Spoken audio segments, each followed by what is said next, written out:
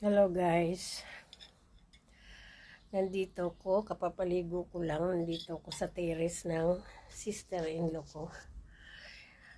Hindi kami nakagala ngayon, kahapon din, kasi nga nagkasakit ako. Akala ko may papasok ako sa ospital, pero okay na ngayon. Sumakit sobra yung tiyan ko, parang sinusunog yung loob. Tapos dumi ng tubig.